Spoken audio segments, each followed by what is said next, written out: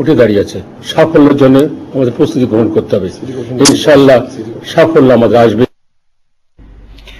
নতুন কর নয়, বরং এক্ষেত্রে বিদ্যমান বৈষম্য দূর করে নতুন বাজেট পেশ করার দাবি জানিয়েছেন ব্যবসায়ী নেতারা। বিকেলে জাতীয় রাজস্ব বোর্ড এনবিআর এর প্রাক বাজেট আলোচনায় নিজেদের এমন মতামত তুলে ধরেন তারা।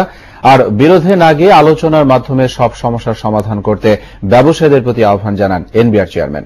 আরো জানাচ্ছেন মাইনুল হোসেন পিন্নু। বাজেট ভাবনা নিয়ে জাতীয় রাজস্ব বোর্ডের দ্বিতীয় দিনের আলোচনায় উপস্থিত ছিলেন দেশের উৎপাদন শিল্প মালিকদের প্রতিনিধিরা। এতে নতুন করে কর আরোপে কিছুটা আপত্তি থাকলেও গুরুত্ব পায় বৈষম্য দূর করার বিষয়টি। অগ্নি নির্বাপকের ব্যাপারে সেখানে যে ইকুইপমেন্ট গুলো আমরা ইম্পোর্ট করি সেটাতে আমরা শুল্ক মুক্ত চাচ্ছি। সেক্টর যারা করছেন এই বর্জ্য ব্যবস্থাপনা যারা সহযোগিতা করছেন এই ইন্ডাস্ট্রিগুলিকে ব্যাটের আওতামুক্ত রাখার জন্য পাইকারি ব্যবসার ক্ষেত্রে ভ্যালু এডিশনটা এটা 0.5% সীমাবদ্ধ রাখা উচিত। রিরোল স্টিল মিলের কাঁচামাল স্ক্র্যাপের ক্ষেত্রে এবং হারের ক্ষেত্রে এই রিসাইকেলিং যেগুলি হয় এটাকে আওতামুক্ত করার কথা ছিল। অপ্রদর্শিত আয় বিনিয়োগের সুযোগ প্রসঙ্গেও কথা বলেন ব্যবসায়ীরা।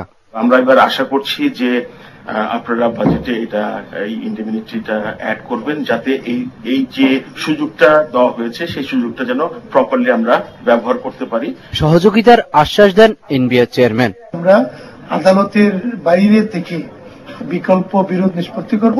আমি একটা প্রবাদ বাক্য বলেছিলাম যে যারা মামলা করতে চান তাদের মনে রাখা উচিত বাঘের মুখে ভিতরে ঢোকা সহজ, কিন্তু আদালতে ঢুকলে আপনি বাঘের ভিতরে ঢুকে বেরিয়ে আসতে পারবেন, কিন্তু আদালতে ঢুকে বেরোনো অনেক কষ্টকর। মাইনুল হোসেন পিন্নু, মোহনা সংবাদ, ঢাকা।